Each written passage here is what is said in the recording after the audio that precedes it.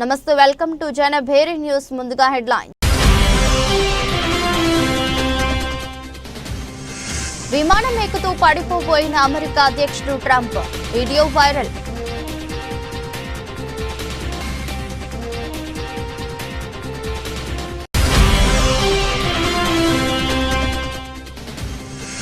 దేశంలో కొనసాగుతున్న corona virus వ్యాప్తి, 24 గంటల్లో 358 మందికి పాజిటివ్.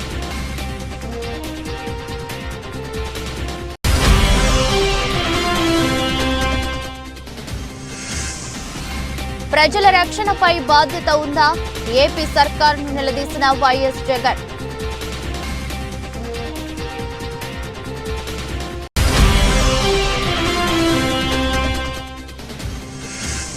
కాళేశ్వరం కమిషన్ ముందు హాజరైన హరీష్ రావు, కమిషన్ కు నేతృత్వం వహిస్తున్న జస్టిస్ పీసీ ఘోష్.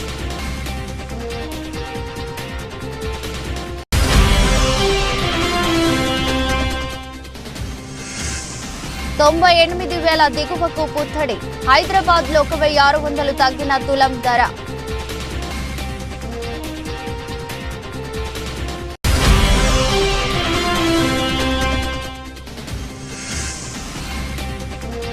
టెన్నిస్ చరిత్రలో మరో అద్భుత ఫైనల్, ఫ్రెంచ్ ఓపెన్ విజేతగా అల్కరాజ్. అమెరికా అధ్యక్షుడు డొనాల్డ్ ట్రంప్ మెట్లపై నుంచి జారి పడిపోబోయారు. న్యూజెర్సీలోని మోరిస్ టౌన్ లో గల మోరిస్ టౌన్ మున్సిపల్ ఎయిర్పోర్ట్ లో శనివారం ఈ ఘటన చోటు చేసుకుంది. అక్కడి నుంచి బయలుదేరే సమయంలో ఎయిర్ ఫోర్స్ 1 ఎక్కుతున్న ట్రంప్ ఒక్కసారిగా మెట్లపై అదుపు తప్పారు.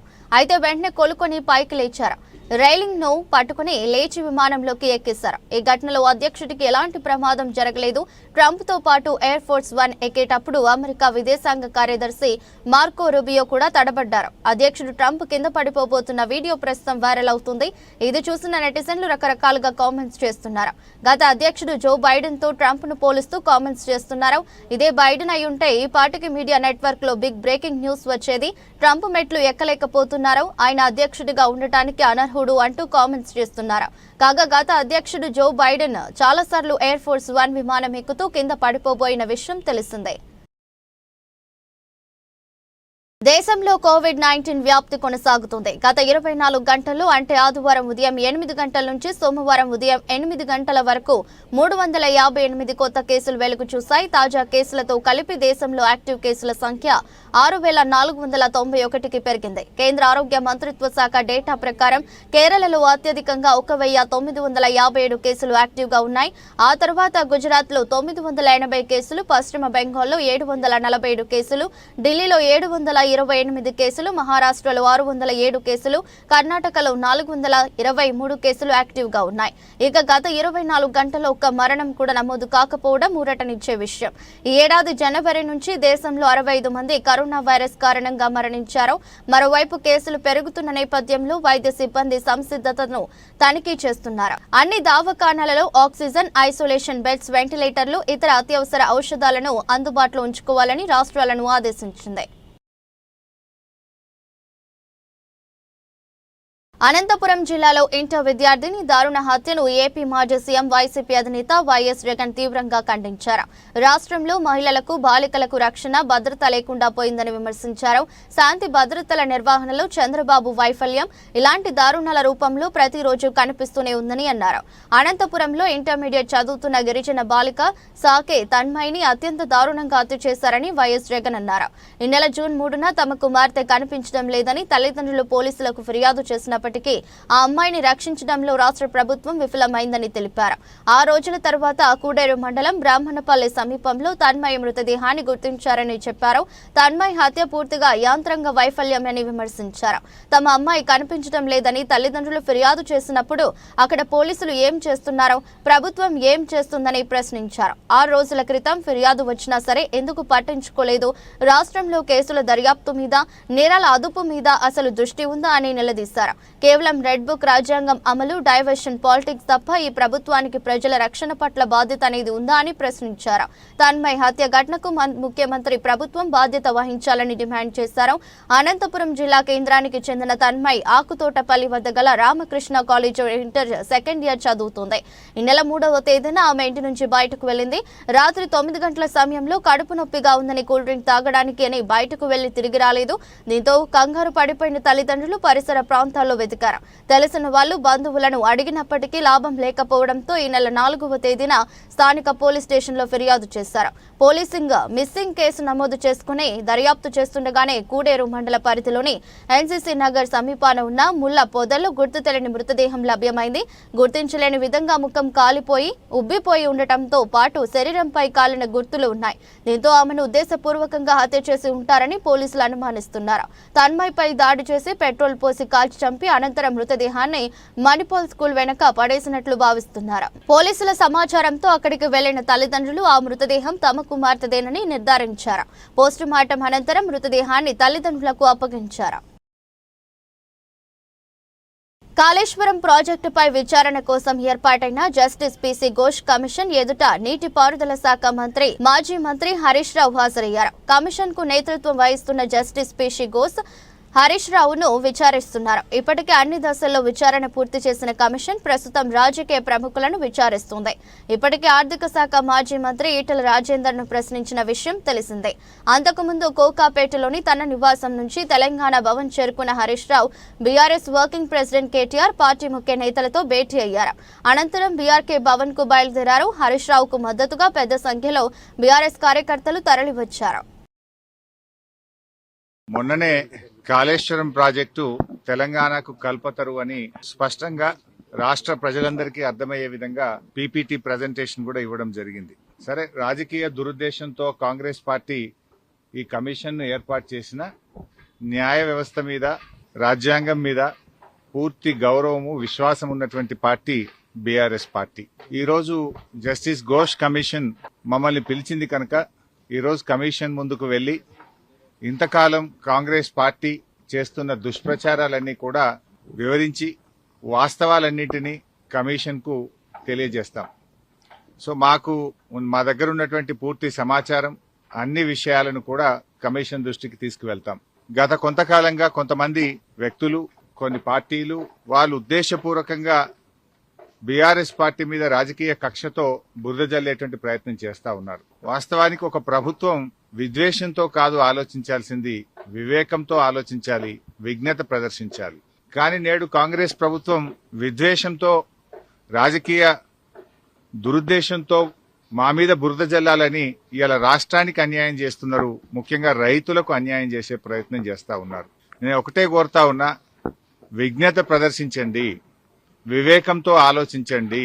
ఈ రాజకీయాల కోసం తెలంగాణ రాష్ట్రం యొక్క నీటి హక్కులను కాలరాయొద్దు అని చెప్పి ఈ ప్రభుత్వానికి హితవు పలుకుతా ఉన్నాను.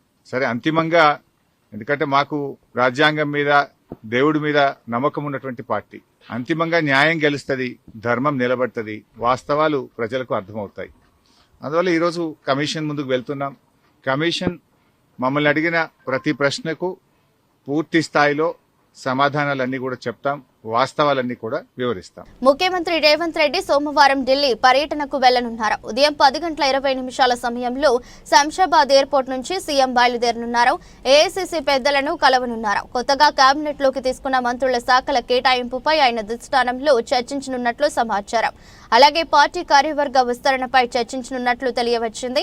స్థానిక సంస్థల ఎన్నికల ముందు ఎస్సీ వర్గీకరణ, బీసీ కులగణనపై భారీ బహిరంగ సభలు పెట్టాలని కాంగ్రెస్ నిర్ణయించింది. దీనికి సంబంధించి సభల తేదీలను ఫైనల్ చేసే అవకాశం ఉన్నట్లు సమాచారం. రాష్ట్ర మంత్రివర్గంలో కొత్తగా చోటు దక్కించుకున్న ముగ్గురికి నేడు రేపు శాఖలు కేటాయించే అవకాశం ఉందని ప్రభుత్వ వర్గాలు వెల్లడించాయి. ఆదివారం పొద్దుపోయాక కొత్త మంత్రులకు శాఖలు కేటాయిస్తారనే ప్రచారం సాగింది. సామాజిక మాధ్యమాల్లో వారికి ఏ శాఖలు కేటాయిస్తారో కూడా ప్రచారం జరిగింది. అయితే ప్రభుత్వం మాత్రం ఆయా మంత్రులకు శాఖల కేటాయింపుపై సోమవారం లేదా మంగళవారం ప్రకటించే అవకాశం ఉన్నట్లు తెలిసింది. ప్రస్తుతం ఎవరికి కేటాయించిన శాఖలను కొత్త కొత్త వారికి ఇచ్చే ఛాన్స్ ఉందని ప్రభుత్వ వర్గాలు తెలిపాయి. కాగా ఎవరికి కేటాయించని శాఖలు చాలా ఉన్నాయి. అవన్నీ కూడా సీఎం వద్దే ఉన్నాయి. వాటిలో విద్య, పురపాలక, home, SC, ST, minority welfare, commercial, tax, పశుసంవర్ధక శాఖ, న్యాయ, కార్మిక, మైన్స్ అండ్ జియాలజీ, క్రీడలు, యువజన శాఖతో పాటు మరికొన్ని శాఖలు సీఎం వద్దనే ఉన్నాయి. కాగా గడ్డం వివేక్ కు కార్మిక, మైనింగ్, క్రీడల శాఖ, అడ్లూరి లక్ష్మణ్ కుమార్ కు ఎస్సీ, ఎస్టీ సంక్షేమం, వాకిటి శ్రీహరికి పశుసంవర్ధక, యువజన, న్యాయ లేదా మత్స్యశాఖ కేటాయించే అవకాశం ఉన్నట్లు కాంగ్రెస్ సీనియర్ నేతల్లో చర్చ జరుగుతోంది. సీఎం రేవంత్ రెడ్డి తొలిదశ మంత్రివర్గ కూర్పు సమయంలో శాఖల కేటాయింపుపై హైకమాండ్ అభిప్రాయాన్ని పరిగణలోకి తీసుకున్నట్లు పార్టీ వర్గాలు వెల్లడించాయి. టీపీసీసీ అధికార ప్రతినిధి డాక్టర్ చరణ్ కౌశిక్ యాదవ్ మీడియా సమావేశం నిర్వహించారు. కాంగ్రెస్ పాలనలో అన్ని వర్గాల ప్రజలకు న్యాయం దక్కుతుంది. బడుగు బలహీన వర్గాలకు మంత్రివర్గంలో ప్రాధాన్యం. కాంగ్రెస్ ప్రభుత్వంలోనే సామాజిక న్యాయం సాధ్యం. ఇందుకు ప్రస్తుత మంత్రివర్గ విస్తరణే నిదర్శనం. రాహుల్ గాంధీ ఆలోచనల మేరకు కాంగ్రెస్ ప్రజా ప్రభుత్వం సామాజిక న్యాయానికి అధిక ప్రాధాన్యత ఇస్తుంది. రాష్ట్రంలో ప్రభుత్వం బాధ్యతాయుతంగా పాలన చేస్తుంది. తెలంగాణ రాష్ట్రంలో కాంగ్రెస్ ప్రభుత్వం సోషల్ జస్టిస్ ఉండే విధంగా మంత్రివర్గ కూర్పులో మనం ఒకసారి గమనించినప్పుడు తెలంగాణ రాష్ట్రంలో 15 మంది మంత్రి పదవులు ఉంటే 8 మంది ఎస్సీ, ఎస్టీ, బీసీలకు సంబంధించినటువంటి వ్యక్తులను రాష్ట్ర కేబినెట్లో తీసుకున్న సందర్భం. ఓసీ సామాజిక వర్గానికి సంబంధించి 7 మంది మాత్రమే. 15 మందిలో ఎస్సీ, ఎస్టీ, బీసీలు 8 మంది, ఓసీలు 7 మంది. అదే కాకుండా స్పీకర్ ఎస్సీ సామాజిక వర్గానికి సంబంధించినటువంటి ప్రసాద్ కుమార్ గారు, డిప్యూటీ స్పీకర్గా ఎస్టీ సామాజిక వర్గానికి సంబంధించి లంబాడ సామాజిక వర్గం నుంచి డాక్టర్ రామచంద్ర నాయక్ గారు. అదే కాకుండా కౌన్సిల్లో దాదాపు 7 మంది కౌన్సిల్లో ఉంటే అందులో 6 మంది బీసీలు 3, అదే కాకుండా ఎస్టీ 1, ఎస్సీ 1, మైనార్టీ నుంచి 1, ఓసీ 1 మాత్రం ఉన్నటువంటి పరిస్థితి.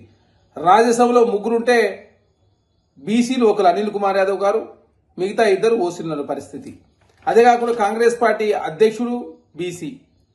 అదే కాకుండా తెలంగాణ రాష్ట్రంలో కాంగ్రెస్ ప్రభుత్వం కులగణన చేసి ఖచ్చితంగా బీసీలకు కావచ్చు, ఎస్సీ, ఎస్టీలకు సముచితమైన న్యాయం గౌరవం ఇవ్వాలని చెప్పి భావించి తెలంగాణ రాష్ట్రంలో మంత్రివర్గంలో కావచ్చు మిగతా పదవులు కొంత లేట్ అయినప్పుడు కూడా ఖచ్చితంగా సోషల్ జస్టిస్ ఇంప్లిమెంట్ అయ్యే ప్రయత్నంలో భాగంగా రేవంత్ రెడ్డి గారు అదేవిధంగా రాహుల్ గాంధీ గారు ముందుకు పోతా ఉన్నారు. కాబట్టి తెలంగాణ సమాజానికి ఇచ్చినటువంటి మాట నిలుపుకునే ప్రయత్నం కాంగ్రెస్ ప్రభుత్వం చేస్తా ఉంది.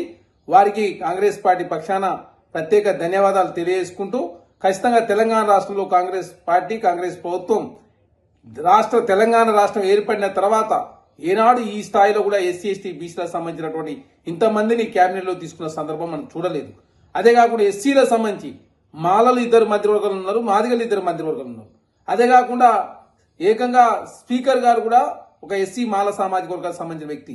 కీలకమైనటువంటి మంత్రి పదవులే కాదు, స్పీకర్, డిప్యూటీ స్పీకర్ కూడా ఎస్సీ, ఎస్టీలకు సంబంధించి ఇచ్చిందంటే కాంగ్రెస్ ప్రభుత్వం ఎంత చిత్తశుద్ధితో ముందుకు పోతుందో అర్థం చేసుకోవాలి.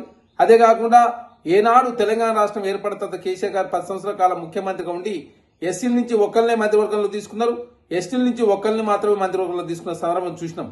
కానీ 4 మందిని తీసుకున్న సందర్భం ఓన్లీ రేవంత్ రెడ్డి గారి ప్రభుత్వంలో అది సాధ్యమైంది. కాబట్టి తెలంగాణ సమాజం అంతా కూడా గమనిస్తూనే ఉంది. తెలంగాణ రాష్ట్రంలో కాంగ్రెస్ ప్రభుత్వం ఇచ్చిన మాట ప్రకారం 15 మంత్రి పదవులు ఉంటే మల్కాజ్గిరి నియోజకవర్గంలోని వాణినగర్లో విధానంగా ఏర్పాటు చేసిన టీవీఎస్ షోరూమ్ ని మంత్రి పొన్నం ప్రభాకర్ ప్రారంభించారు. ఈ సందర్భంగా మంత్రి పొన్నం ప్రభాకర్ మాట్లాడుతూ తెలంగాణ రాష్ట్రాన్ని కాలుష్య రహితంగా తీర్చిదిద్దాలనే ఉద్దేశంతో రానున్న కాలంలో అందరూ ఎలక్ట్రానిక్ వాహనాలను వాడాలని, తద్వారా వాయు కాలుష్యాన్ని నియంత్రించవచ్చని, రానున్న రోజుల్లో తెలంగాణ రాష్ట్ర ప్రభుత్వం ఎలక్ట్రానిక్ వాహనాల కోసం ఛార్జింగ్ పాయింట్ కూడా ఏర్పాటు చేస్తుందని తెలిపారు. ఈరోజు మల్కాజ్గిరి ప్రాంతంలో ఇక్కడ 2 వీలర్ వాహనదారులకు అందుబాటులో ఉండాలని తెలంగాణ రాష్ట్రంలో మోటార్ ట్రాన్స్పోర్ట్ డీలర్ అయినటువంటి ఆదర్శ గ్రూప్ ఆఫ్ కంపెనీస్ ఎండి సత్యనారాయణ గారి ఆధ్వర్యంలో ఈరోజు ఇక్కడ టీవీఎస్ సుజుకి షోరూమ్ను ప్రారంభించుకోవడం జరిగింది. ఈ టీవీఎస్ షోరూమ్ వల్ల ఇక్కడ కన్జ్యూమర్స్కి అందరికీ కూడా 2 వీలర్స్ దగ్గర షోరూంలో అందుబాటులో రావడంతో పాటుగా టీవీఎస్ మారుతున్న కాలానికి అనుగుణంగా ఎప్పటికప్పుడు చిన్న మోపెడ్ నుంచి ఒక మంచి స్ట్రాంగ్ టూ వీలర్ దాకా తయారు చేసేటువంటి వ్యవస్థ ఇప్పుడు ఎలక్ట్రానిక్ రంగం లోపల కూడా కొత్తగా దేశంలోనే అత్యధికంగా మార్కెట్ అవుతున్నటువంటి ఈవీ టూ వీలర్ కూడా టీవీఎస్ ద్వారానే వస్తూ ఉంది. సో ఈ సందర్భంగా టీవీఎస్ అనేటువంటి ఒక బ్రాండ్ ఇమేజ్, టీవీఎస్కు సంబంధించినటువంటి లాంగెస్ట్ హిస్టరీ ఉన్నటువంటి కంపెనీ మోటార్ ఫీల్డ్ లోపల ప్రజల విశ్వాసం పొందుతూ హైయెస్ట్ సేల్స్ ఉన్నటువంటి కంపెనీ షోరూమ్ను ఈ ప్రాంతంలో ప్రారంభించుకున్న సందర్భంగా అందరికీ నా శుభాకాంక్షలు. ఈ ఎలక్ట్రానిక్ టూ వీలర్స్ను ఎక్కువగా వాడడం ద్వారా, ఎందుకంటే తెలంగాణ ప్రభుత్వం ఈవీ వెహికల్స్కు tax exemption, registration fee exemption ఇచ్చింది 2026 వరకు. దీనికి హైదరాబాద్లో పొల్యూషన్ను, హైదరాబాద్ వాతావరణ కాలుష్యం నుంచి రక్షించాలనే ఆలోచనతో తెలంగాణ ప్రభుత్వం ఈ విధానాన్ని తీసుకొచ్చింది. కాబట్టి నూతనంగా వాహనాలు కొనే వాళ్ళంతా కూడా కొంత ఛార్జింగ్ సెంటర్స్ రెడ్కో నుంచి ఏర్పాటు చేసే ప్రయత్నం కూడా జరుగుతూ ఉన్నాయి. ఎవరి ఇళ్లలో వాళ్ళు కూడా పెట్టుకోవచ్చు టూ వీలర్స్. కాబట్టి ఈ టూ వీలర్స్ రంగంలో కూడా ఎలక్ట్రిక్ వెహికల్స్ విప్లవం రావాలి. సిఎన్జి కావచ్చు, ఎల్పిజి కావచ్చు, మిగతా ఆటోస్లో కూడా పర్మిషన్ ఇచ్చినాం. ఆ విధంగా ఓఆర్ఆర్ లోపల హైదరాబాద్లో అన్ని ఈవీ, సిఎన్జి, ఎల్పిజి వాహనాలు రావాలని ఆకాంక్షిస్తూ ఉన్నాను. రాజేంద్ర నగర్ నియోజకవర్గం మైలార్దేవపల్లి డివిజన్ లక్ష్మీగూడ వాంబే కాలనీ వద్ద అత్తాపూర్ వద్ద రెండు వేరే ప్రాంతాలు ఉద్రిక్తత చోటు చేసుకుంది. లక్ష్మీగూడ వాంబే కాలనీ వద్ద జంతువుల కళేబరాలు తరలిస్తున్న డీసీఎంను అడ్డుకున్న గోరక్షక్ సభ్యులు 2 డీసీఎం వ్యాన్లకు నిప్పు పెట్టారు. స్థానికుల సమాచారం మేరకు సంఘటనా స్థలానికి చేరుకున్న పోలీసులు ఫైర్ సిబ్బందికి సమాచారం అందించారు. సంఘటనా స్థలానికి చేరుకున్న ఫైర్ సిబ్బంది మంటలను పూర్తిగా అదుపులోకి తీసుకొచ్చారు. అత్తాపూర్ పోలీస్ స్టేషన్ పరిధిలో మల్లయ్య టవర్ వద్ద డీసీఎం వాహనంలో ఆవులను తరలిస్తూ ఉండగా గో రక్షక్ సభ్యులు అడ్డుకున్నారు. దీంతో అత్తాపూర్ లో ఉద్రిక్తత చోటు చేసుకుంది. 2 వర్గాల మధ్య గొడవ జరిగింది. అత్తాపూర్ వద్ద స్పాట్ చేరుకున్న పోలీసులపై, పోలీసు వాహనంపై ఆందోళనకారులు దాడి చేశారు. దీంతో 2 పోలీసులకు గాయాలయ్యాయి. పోలీసు వాహనం ధ్వంసమైంది. అత్తాపూర్, మైలార్దేవపల్లి పోలీస్ స్టేషన్లను సైబరాబాద్ సిపి అవినాష్ మహంతి సందర్శించారు. ఇప్పుడు కొంచెంసేపు ముందు ఇక్కడ మన మైలార్దేపల్లి పిఎస్ లిమిట్స్లో లక్ష్మీగూడ, మన రాజకొండ, జల్పల్లి బార్డర్లో ఒక చిన్న ఇన్సిడెంట్ జరిగింది. కొన్ని డీసీఎంస్లో ఈ యానిమల్ క్యార్కస్ క్యారీ చేసుకొని తీసుకెళ్తుంటే కొందరు దానికి ఆపి అడ్డంగా దానికి దాంట్లో ఉన్న డ్రైవర్ వేరే వాళ్ళకి అసాల్ట్ చేయడం అండ్ దానికి వెహికల్స్కి డ్యామేజ్ చేయడం, దాంట్లో ఫైర్ పెట్టడం అది చేశారు కొంచెంసేపు ముందు. సో వెంటనే పోలీస్ వచ్చి క్రౌడ్కి డిస్పర్స్ చేసింది. ఇంజర్డ్ వాళ్ళకి మెడికల్ కోసం పంపించింది అండ్ కేసు కట్టి కొందరికి ఆల్రెడీ కస్టడీలో తీసుకోవడం జరిగింది. మిగతా వాళ్ళు కూడా ఐడెంటిఫై చేసి దీంట్లో పాల్గొన్న వాళ్ళకి కస్టడీలో తీసుకుంటారు. సో అది బేసికలీ ఒక హాఫ్ అన్ అవర్ కొంచెం క్రౌడ్ గ్యాదర్ అండ్ ఆల్ ఉండేది. ఇప్పుడు ఫోర్స్ వచ్చేసి అందరికి డిస్పర్స్ చేస్తుంది. ముందు కూడా మేము ఇదే చెప్తూ ఉన్నాము దట్ ఏమైనా ఇష్యూ ఉంటే ఫస్ట్ పోలీస్కి చెప్పండి, ఇన్స్టెడ్ ఆఫ్ మీ చేతిలో ఈ సిచ్యువేషన్ తీసుకోకుండా పోలీస్కి ఇన్ఫార్మ్ చేస్తే చట్ట ప్రకారంగా ఏం చేసుకోవాలి పోలీస్ చేసుకుంటుంది. దానికి కొందరు అతి ఉత్సాహంతో ఇలాగా చేశారు. సో దాని మీద what ever legal action is required అది ఫాలో అవుతుంది. ఎక్కడికి వెళ్తున్నారు ఇవి సిటీలో బహదూర్పురా నుంచి అక్కడ కలెక్ట్ చేసుకొని యానిమల్ కార్కస్కి ఇక్కడ జల్పల్లిలో డంప్ చేయడానికి వెళ్తున్నాయి. సో వెళ్తుంటే ఇక్కడ దారిలో ఇక్కడ ఆపారు. కాంగ్రెస్ ఎమ్మెల్యేలు ఉన్న చోటనే ఎక్కువ నిధులు ఇస్తున్నారని, బీఆర్ఎస్ ఎమ్మెల్యేలు ఉన్న చోట నిధులు ఇవ్వకుండా అడ్డంకులు సృష్టించి ఇబ్బందులకు గురి చేస్తున్నారని కూకట్పల్లి ఎమ్మెల్యే మాధవరం కృష్ణారావు ధ్వజమెత్తారు. కూకట్పల్లి నియోజకవర్గ బోయిన్పల్లి డివిజన్లో అస్మత్ చెరువు ప్రాంతంలో పరిశీలించి ప్రజల సమస్యలను అడిగి తెలుసుకున్నారు. నెలకు జీహెచ్ఎంసీ నుంచి వచ్చే 60 లక్షల రూపాయల నిధులు మాత్రమే ఇస్తున్నారని, నియోజకవర్గ అభివృద్ధికి 30 కోట్ల రూపాయలు అవసరం ఉండగా ఎన్నోసార్లు ముఖ్యమంత్రి దృష్టికి తీసుకువెళ్లినా ఒక్క రూపాయి కూడా కేటాయించలేదని ఎమ్మెల్యే కృష్ణారావు వాపోయారు. ప్రజల సమస్యలు పరిష్కరించకపోతే పెద్ద ఎత్తున ఆందోళన చేస్తామని కృష్ణారావు హెచ్చరించారు. అధికారులు ఏ పని చేయమన్నా నిధులు లేవని చెబుతున్నారని, కాంగ్రెస్ ప్రభుత్వం అధికారంలోకి వచ్చిన తర్వాత ఎలాంటి అభివృద్ధి జరగలేదని, బీఆర్ఎస్ ప్రభుత్వంలో కేటాయించిన నిధులతోటే అంతంత మాత్రమే అభివృద్ధి జరుగుతుందని ఎమ్మెల్యే అన్నారు. సుమారుగా 10-16 కోట్ల రూపాయలతో డెవలప్ చేస్తూ ఉన్నాం. దాని భాగంగానే రిటర్నింగ్ వాళ్ళు కూడా ఈ మధ్యలోనే శాంక్షన్ ఇచ్చాం. సుమారుగా 1.6 lakhs. దీన్ని పరిశీలించినట్టయితే బాగుంటుందని చెప్పి మన ఇన్స్పెక్షన్ నేను కార్పొరేట్గా ఇన్స్పెక్షన్ చేశాం. ఇక్కడ వాతావరణం చూస్తామంటే పార్కింగ్ ఎక్కువ ఉంది. మనం చేసిన డెవలప్మెంట్ పక్క పెట్టి కార్లు అవి పెట్టేసి నాశనం చేసే ప్రమాదం కాబట్టి నా ఆఫీసర్ దృష్టికి తీసుకెళ్తాను. ఇది కనీసం ఒక 4-5 నెలల లోపల కంప్లీట్ చేసి ప్రజలకు అందుబాటు చేయడానికి. ఎందుకంటే కోనేరు కట్టించాం బతుకమ్మ పండుగ బ్రహ్మాండంగా ఉండడానికి. వినాయక చవితికి కూడా కోనేరు ద్వారానే ఏ విధంగా ఉందాం. ఇలా హైదరాబాద్ నగరంలో వినాయక సాగర్ తర్వాత ఇది ఒక 3వ వినాయక నిమజ్జనం జరగబోతుంది కాబట్టి ఒక మంచి నీటి చేసి పైన ఎవరు వెహికల్స్ రాకుండా గేట్లు పెట్టేసి మంచిగా చిన్నపిల్లలు ఆడుకునే విధంగా వాళ్ళ ఎక్విప్మెంట్ పెట్టేసి యోగా సెంటర్ లాగా ప్లాన్ చేసి వాకింగ్ ట్రాక్ ప్లాన్ చేసి ఇవన్నీ కూడా బ్రహ్మాండంగా చేయబోతా ఉన్నాం. ఎందుకంటే ఇక్కడ ఉన్న ప్రజలందరికీ ఎక్కడ పార్క్ లేదు కాబట్టి ఇదే ఒక పార్క్ విధంగా జిమ్ములు, లేడీస్కు జెంట్స్కు జిమ్ములు, ఓపెన్ జిమ్ములు ప్లాన్ చేస్తూ ఉన్నాం. ఇవన్నీ కూడా కంప్లీట్ అయిపోయినట్టయితే ఇక్కడ ప్రజలకు సుమారు 30-40 కాలనీలు ఉన్నాయి కాబట్టి వాళ్ళకి బ్రహ్మాండమైనటువంటి వాతావరణం ఉంటుంది. దాని భాగంగా ప్రయత్నం చేస్తూ ఉన్నాం. ఇప్పటికే 2 ఏళ్ళు 3 ఏళ్ళ వర్క్ స్టార్ట్ అయిపోయి ఇంకొక 6-7 నెలల్లో కంప్లీట్ చేయాలనే ఆలోచనతోనే ఈరోజు ఈ కార్యక్రమం పెట్టుకున్నాం.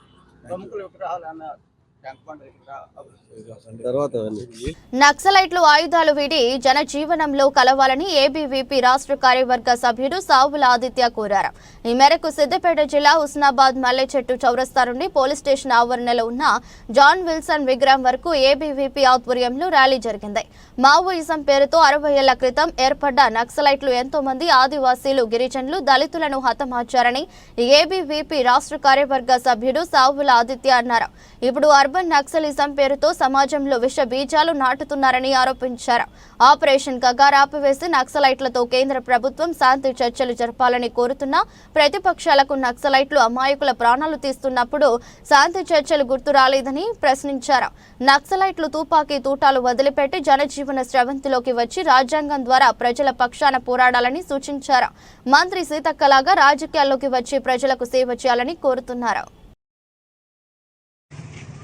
ఈరోజు అఖిల భారతీయ విద్యార్థి పరిషత్ హుస్నాబాద్ శాఖ ఆధ్వర్యంలో స్థానిక మల్లెచెట్టు చౌరస్తా నుండి పోలీస్ స్టేషన్ ఎదురుగా ఉన్నటువంటి జాన్ విల్సన్ విగ్రహం వరకు ర్యాలీ నిర్వహించడం జరిగింది. ఎందుకు అనగా ఈరోజు దేశంలో నక్సలైట్లకు వ్యతిరేకంగా ఈ యొక్క రైట్ వింగ్ పోరాటం చేస్తున్న సందర్భంలో ఈరోజు దేశానికి స్వాతంత్రం వచ్చి 75 ఏళ్ళు గడుస్తున్నప్పటికీ ఈ యొక్క గత 60 సంవత్సరాలకు ముందు ప్రారంభమైన మావోయిజం పేరుతోటి నక్సలైట్లు గిరిజనులను, ఆదివాసీలను, దళితులను అనేక మందిని పొట్టన పెట్టుకున్నటువంటి పరిస్థితి మనం అందరం చూసినాం. ఈరోజు వారికి మద్దతుగా నక్సలైట్లు ఈ యొక్క అర్బన్ నక్సలైట్ల పేరుతోటి యూనివర్సిటీలో ఉన్నటువంటి ప్రొఫెసర్లు, లేకపోతే కళాకారుల పేరుతోటి, లేకపోతే మానవ హక్కుల పేరుతోటి అంబేద్కరిజం, బ్లూయిస్ట్, రెడ్డిస్ట్ అని చెప్పి వీళ్ళు ఈ యొక్క దేశంలో ఒక విషయాన్ని నింపే ప్రయత్నం చేస్తూ ఉన్నారు. ఈరోజు ఈ సందర్భంలో ఆపరేషన్ కగార్ జరుగుతున్నటువంటి సందర్భంలో కొందరు అపర మేధావులు ఏం మాట్లాడుతున్నారంటే ఈ యొక్క కగార్ను వెంటనే ఆపివేసి నక్సలైట్లతోటి చర్చలు జరపాలి అంటున్నారు. ఎందుకోసం చర్చలు జరపాలి అని ఏబీపీ ప్రశ్నిస్తూ ఉన్నది. 60 సంవత్సరాలలో సుమారు 1,00,000కు పైగా గిరిజనులను, ఆదివాసీలను, గోండు బిడ్డలను, దళితులను చంపినటువంటి నక్సలైట్లతోటి చర్చలు ఎందుకు జరపాలి? అప్పుడు శాంతి చర్చలు ఎందుకు గుర్తు రాలేదు? అదేవిధంగా ఇక్కడ ఉన్నటువంటి రామారం చౌరస్తాలో కావచ్చు, 1991లో ఏదైతే బాంబు మందు పాత్ర పేలుల్లో రికార్డు స్థాయిలో దూసుకుపోయిన బంగారం ధరలు క్రమంగా దిగొస్తున్నాయి. అంతర్జాతీయంగా ఉద్రిక్తత పరిస్థితులు తగ్గుముఖం పట్టడం, అమెరికా అధ్యక్షుడు డొనాల్డ్ ట్రంప్ తీసుకున్న ప్రతీకార సుంకాలపై అక్కడి కోర్టు అభ్యంతరాలు వ్యక్తం చేయడంతో ధరలు భారీగా తగ్గాయి. ఇదే క్రమంలో గత వారంలో ₹1,00,000 అధిగమించిన పుత్తడి ధర భారీగా తగ్గింది. ప్రస్తుతం హైదరాబాద్ బులియన్ మార్కెట్లో 99.9% స్వచ్ఛత కలిగిన బంగారం ధర 98,000 దిగువకు పడిపోయింది. 10 గ్రాముల గోల్డ్ ధర 1,630 తగ్గి 97,970కి దిగొచ్చింది. అంతకుముందు ఇది 99,600గా ఉన్నది. అలాగే 22 క్యారెట్ల 1,500 తగ్గి 89,800కి తగ్గింది. గత కొన్ని రోజులుగా రికార్డు స్థాయిలో దూసుకుపోయిన వెండి శాంతించింది. పారిశ్రామిక వర్గాలు, నాణ్యాల తయారీదారుల నుంచి కొనుగోలు పూర్తిగా నిలిచిపోవడంతో దేశీయంగా ధరల్లో పెద్దగా మార్పులు చోటు చేసుకోలేదు. హైదరాబాద్ లో కిలో వెండి 1,18,000 వద్ద కొనసాగుతుంది. ప్రస్తుత నెలలో కిలో వెండి ఏకంగా 6,000కు పైగా ఎగబాకినట్టు అయింది. బంగారం ధరలు భారీగా తగ్గబోతున్నాయంటే అవునంటున్నాయని ఇండస్ట్రీ వర్గాలు వచ్చే 2 నెలల్లో 12 నుండి 15% వరకు తగ్గి 85,000కు తులం ధర దిగిరానున్నట్టు బ్రోకరేజ్ సంస్థ క్వాంట్ మ్యూచువల్ ఫండ్ అంచనా వేస్తోంది. ప్రస్తుతం ఢిల్లీ బులియన్ మార్కెట్లో తులం ధర 98,000 స్థాయిలో కదలాడుతుంది. ఈ సంవత్సరంలో ఇప్పటి వరకు 34% పెరిగి చారిత్రక గరిష్ట స్థాయికి చేరుకున్న గోల్డ్ ధర స్వల్ప కాలంలో భారీగా పడిపోనున్నదని వెల్లడించింది. మరో రేటింగ్ ఏజెన్సీ మార్నింగ్ స్టార్ కూడా గోల్డ్ ధర 38% పడిపోనున్నదని అంచనా వేస్తుంది. అంతర్జాతీయ మార్కెట్లో ఔన్స్ గోల్డ్ ధర $3,361.73 వద్ద ట్రేడ్ అవుతుంది.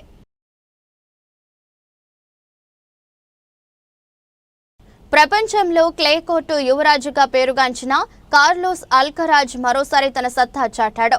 నిన్న రోలాండ్ గారోస్లో జరిగిన ఫ్రెంచ్ ఓపెన్ ఫైనల్లో ప్రపంచ నెంబర్ 1 ఆటగాడు జానిక్ సిన్నర్ పై అద్భుతమైన విజయాన్ని అందుకున్నాడు. ఈ గెలుపుతో అల్కరాజ్ వరుసగా రెండోసారి ఫ్రెంచ్ ఓపెన్ టైటిల్ ను నిలబెట్టుకున్నాడు. చరిత్రలోని అత్యంత సుదీర్ఘంగా సాగిన ఈ ఫ్రెంచ్ ఓపెన్ ఫైనల్ మ్యాచ్ లో అల్కరాజ్ ప్రదర్శించిన అసాధారణ పోరాట పటిమ, మానసిక దృఢత్వం అందరినీ ఆకట్టుకుంది.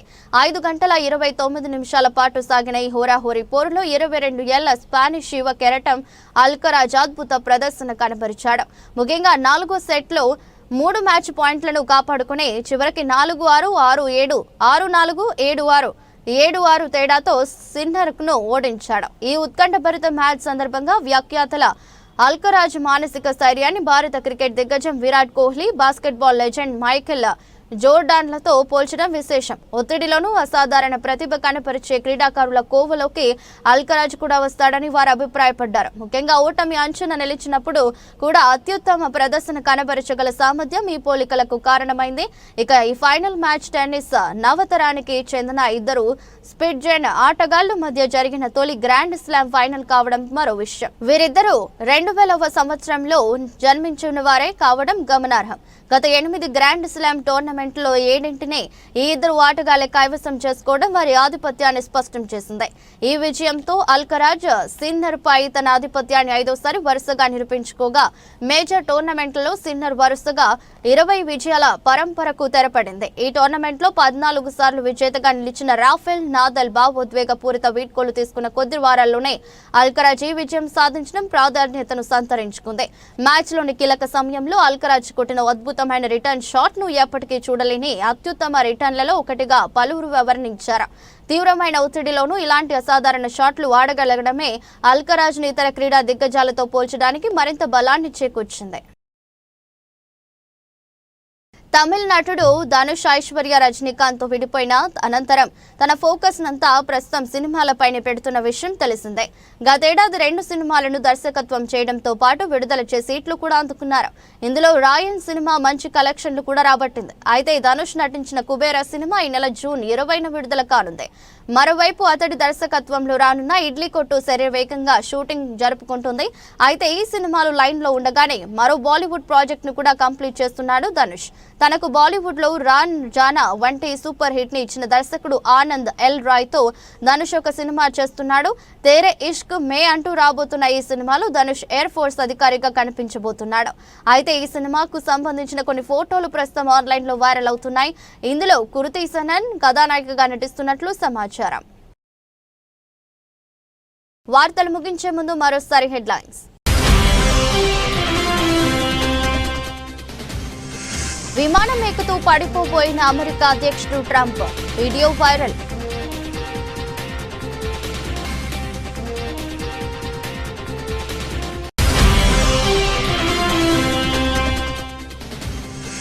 దేశంలో కొనసాగుతున్న కరోనా వైరస్ వ్యాప్తి, 24 గంటల్లో 358 మందికి పాజిటివ్.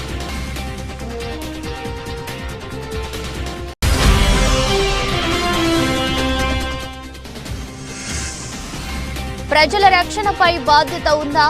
ఏపీ సర్కారును నిలదీసిన వైఎస్ జగన్.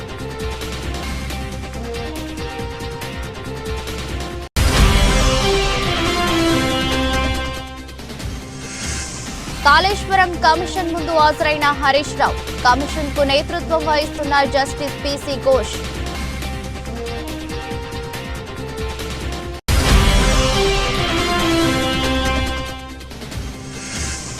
తొంభై 98,000 దిగువకు పుత్తడి. హైదరాబాద్ లో 1,600 తగ్గిన తులం ధర.